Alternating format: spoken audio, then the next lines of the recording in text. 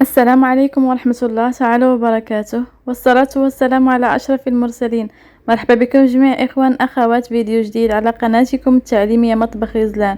إن شاء الله فيديو ديال اليوم المعلكة ديال الكاوكاو بدون كوك، بدون أي مكون زائد. معلكة ديال الكوك اللي فيها مكونات جد اقتصاديين وما فيهاش كثرة يعني كثرة القوام. فتابعوا معايا لا فيديو من الاول حتى الاخير باش تشوفوا سر نجاح المعلكه من يد حلاويه اللي تقدروا تخدموا بها واحد العجنه اللي تقدروا تخرجوا منها اكثر من 400 حبه ما شاء الله.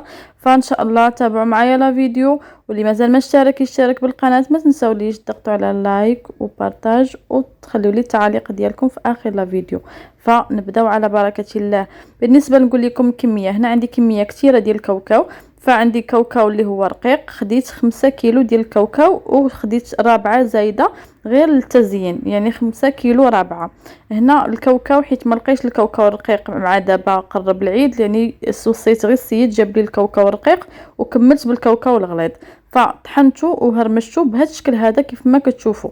هذه الكميه ديال 5 كيلو، ولكن في صندوق الوصف غنخلي لكم المقادير ديال الكيلو ديال الكاوكاو. يستحسن انكم تخدموا المعلكه بالكاوكاو اللي هو رقيق، يعني كاوكاو بلدي، رغم ان الثمن ديالو صراحه زاد، حاليا راه واصل 40 درهم، ولكن احنا غادي ما عندنا ما نديرو، يعني دائما كنمشيو مع الوقت. كيف ما شفتوا هنا 5 كيلو ديال الكاوكاو درت ليها كيلو ديال السكر كلاصي. من الافضل ديروا السكر كلاصي عوض السكر سنيده. وهنا غنضيفوا النواشف، يعني غنزيدوا البودر كاكاو واحد 5 المعالق كبارين ديال بودر كاكاو. بطبيعه الحال يكون نوعيه جيده، وراكم شفتوا اللون ديالو حتى هو نغربلوه. كنأكد على انكم تغربلوا لي النواشف ضروري. كيف ما قلت لكم تابعوا غير الطريقه وشوفوا لا فيديو، وان شاء الله في صندوق الوصف غادي تشوفوا الكميه اللي هي صغيره، كلشي واضح. غير هنا عندي 5 كيلو، يعني هنا كنعطيكم حتى اللي بغاو يخدموا الكميه كثيره ومثلا عندهم 400 حبه او لا اكثر من 400 حبه، فيخدموا غير بهذه المقادير وانتم غاديين. انا غير يعني كيلو ديال الكاوكاو، يعني بالمقادير ديال كيلو ديال الكاوكاو كنخرج 80 حبه. فنتمنى يكون فيديو واضح.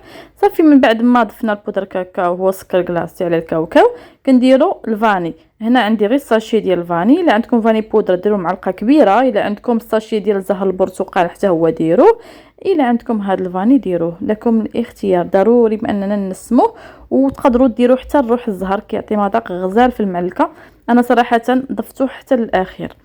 مهم هنايا غنضيف الساشيات ديال الخمارات، يعني غنضيف الباكيه كامله. عندي 10 ديال الخمارات، حيت في كيلو ديال الكاوكاو كندير 2 ديال الخمارات، بما انه مضوبلين المقادير في 5.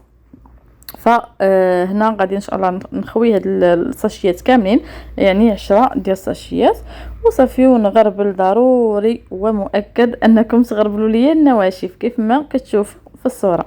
ما فيهاش مقادير كثيره. هنا صافي من بعد ما سالينا تخلطوا هادشي كامل، تميلونجي، خلطوه مزيان حتى ينسجم.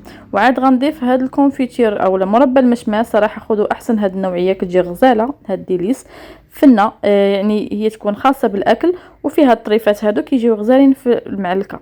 درت 5 معالق كبار، تقريبا قرعه كامله درتها، يعني ماشي القرعه الصغيره، هذيك المتوسطه. هنا غادي نضيف البيض بس غادي نضيف من افضل انكم تضيفوه في شي بانيو وعاد تضيفوه شويه بشويه. بالنسبه للكميه اللي شحال ديال عدد الحبات اللي هزت لي هاد العجنه هذه، هزت لي 20 بيضه. 20 بيضه ديال البيض على حسب الحجم. هذا البيض شويه كبير سمحوا لي. داكشي علاش الى عندكم البيض صغير تقدروا تهز لكم حتى 22 حتى 24 حبه. صافي من بعد ما خلطت مزيان لاحظوا كيفاش حصلت على هذا الشكل هذا. هنا نسيت القرفه، ندير واحد معلقه ديال القرفه. هنا درت معلقه كبيره ديال القرفه للتنسيم، تقدروا ديروها تقدروا ما ديروهاش. كيف ما قلت لكم حتى الاخير راني ضفت الروح ديال الزهر كيجي غزال. وصافي هنايا غنسد عليها بسلوفان وغنخليها واحد نص ساعه ترتاح على خاطرها، وباش تعطينا قوام هو هذا. صافي هنا من بعد ما بديت كنوجد سكر كلاصي، كتوجدوا الماء زهر، كتوجدوا داك الكاوكاو اللي انا زدته تقريبا رابعه، شاطت ليا منه شي حاجه. الطريقه هي هذه سهله بزاف. كدهنوا يديكم شويه المزهر، ما دهنوش بزاف. من الافضل انكم ما دهنوش بزاف باش السكر كلاصي يبقى ثابت لكم على هاد المعلكه، غير واحد شويه. والسكر كلاصي انا زدت ليه شويه يا ربي عفوا، المزهر راني زدت ليه شويه سكر كلاصي، خلطته معاه باش هكذا هذيك المعلكه الكوريه كتثبت لينا على السكر كلاصي. اما السكر خاصو يكون نوعيه جيده، كنأكد نوعيه جيده. بالنسبه اللي غيسولني على الماركه كنخدم بيلما. بيلما هي هذيك الباكيه اللي فيها الصفر باللون الاصفر، سميتها بيلما. ف داكشي علاش. المهم هنا غادي نستمر. بالنسبه للكريات شحال كتوزن، شحال مثلا غتقولي شحال كتوزن، فكل صراحه قداش كيبغي يديرها. كاين اللي كيبغي يديرها كبيره وكاين اللي كيديرها صغيره. نتوما لكم الاختيار، يعني ديروا 18 غرام او 20 غرام او 22. شوفوا نتوما قداش بغيتوا ديروها. انا هنا كنخدم على عبار يديه. صافي هذه الطريقه كندير عدد الحبات. كنحاول انني نحرك داك البانيو وباش هكذا الكريه كتجيني ساهله كتلبس بالكامل. ما نحتاجش انني نخدم بجوج يدين، غير ايد وحده كافيه. هانتوما لاحظوا كيفاش كندير. كنهزها نيشان، كنهزها ونحطها. ما تضغطوا عليها ما حتى شي حاجه. راه مني غتدخل الفرن راه تبارك الله هي كتدير كتبدا تشقق وكتبدا تنزل. داكشي علاش خليو الكريه كما هي. غنوريكم واحد الطريقه، واحد السر باش كيزيد يخلي هذيك المعلكه كتشقق وكتجي غزاله. فغير تابعوا معايا لا فيديو وما تنسونيش من لايك في هذا الاثناء.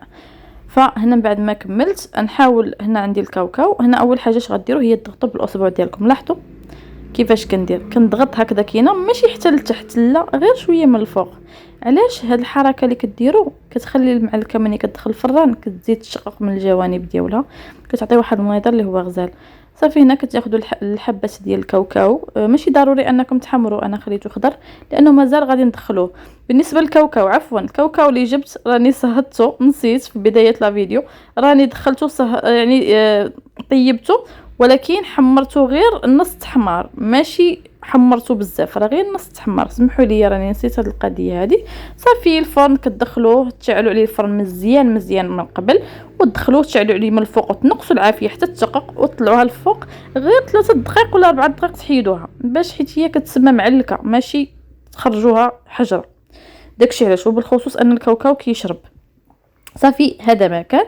يعني طريقه الطياب ديالها واضحه. تسخنوا الفران من قبل مزيان مزيان وتدخلوها لتحت والعافيه فوق منها وتنقصوها على المهل حتى تشقق وتطلعوها الفوق. تكمل الطياب ديالها المده ديال 3 حتى 4 ديال الدقائق والنتيجه هي هذه. كيف ما قلت لكم هاد العجنه هذه خرجت لي اكثر من 400 حبه ما شاء الله، وكانت النتيجه ديالها هي هذه. وان شاء الله دوزوا لصندوق الوصف باش انكم تشوفوا المكونات بالتدقيق، مع يعني نكتبها لكم بكميه صغيره. نعاود نقول لكم مرحبا بكم من جديد.